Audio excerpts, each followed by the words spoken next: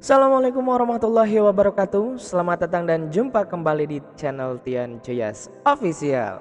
Belajar bisa menjadi mudah dan menyenangkan.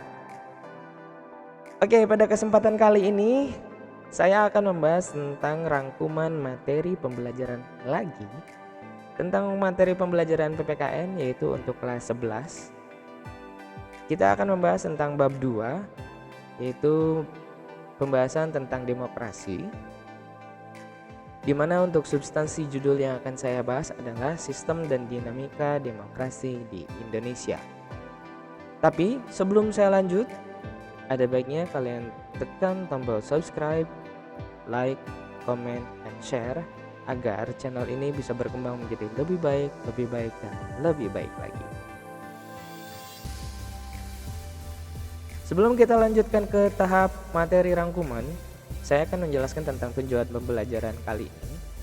Di mana tujuan pembelajaran kali ini adalah yang pertama, menghargai nilai-nilai ketuhanan dalam berdemokrasi Pancasila sesuai Undang-Undang Dasar Negara Republik Indonesia tahun 1945. Yang kedua, kalian bisa berperilaku santun dalam berdemokrasi Pancasila sesuai Undang-Undang Dasar Negara Republik Indonesia tahun 1945. Kemudian, kalian bisa mengkaji sistem dan dinamika demokrasi Pancasila sesuai dengan Undang-Undang Dasar Negara Republik Indonesia tahun 1945. Dan yang terakhir, kalian bisa menyajikan hasil kajian tentang sistem dan dinamika demokrasi Pancasila sesuai dengan Undang-Undang Dasar Negara Republik Indonesia tahun 1945. Langsung saja kita masuk ke dalam materi yang akan kita bahas, yaitu materi tentang hakikat demokrasi. Kita akan membahas tentang makna demokrasi. Apa sih makna demokrasi itu sendiri?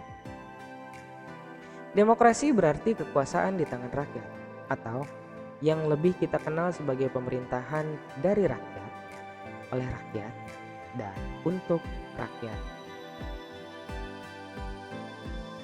Kemudian, negara demokrasi dimaknai sebagai negara yang menganut bentuk atau mekanisme sistem pemerintahan dengan mewujudkan kedaulatan rakyat atau kekuasaan warga negara atas negara. Ada beberapa ciri-ciri pokok berjalannya proses demokrasi di suatu negara. Yang pertama adalah pemerintah menjalankan kehendak dan kepentingan rakyat. Yang kedua, adanya pemisah dan pembagian kekuasaan pemerintah.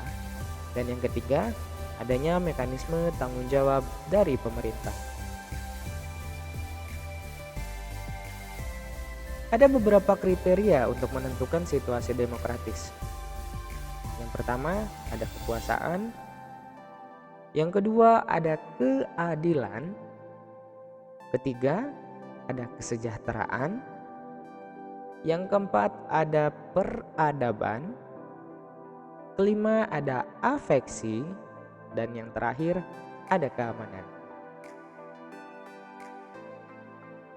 Berdasarkan cara menyampaikan pendapat, demokrasi dapat dibedakan menjadi demokrasi langsung, demokrasi tidak langsung atau perwakilan, dan yang terakhir, demokrasi perwakilan dengan sistem pengawasan langsung dari rakyat atau referendum. Berdasarkan wewenang dan hubungan antara alat kelengkapan negara, demokrasi dibedakan menjadi dua. Yang pertama adalah demokrasi parlementer dan yang kedua adalah demokrasi presidensial.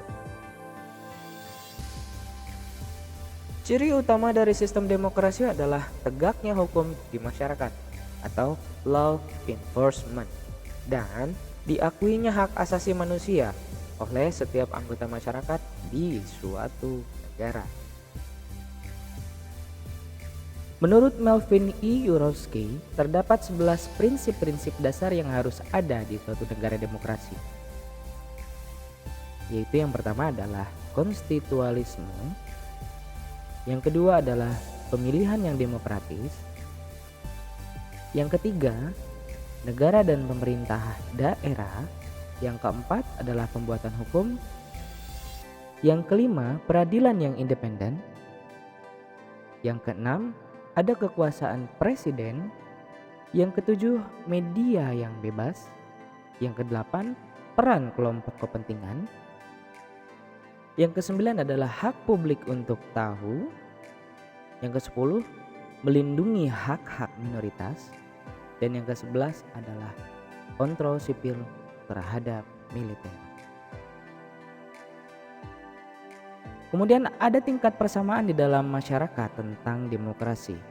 Yaitu yang pertama adalah persamaan politik, persamaan di depan hukum yang kedua, yang ketiga ada persamaan kesempatan, yang keempat ada persamaan ekonomi, yang kelima ada persamaan sosial. Terima kasih sudah menyaksikan video pembelajaran kali ini. Semoga bisa membantu kalian untuk tetap bisa belajar dari rumah. Dan selalu ingat, belajar bisa menjadi mudah dan menyenangkan.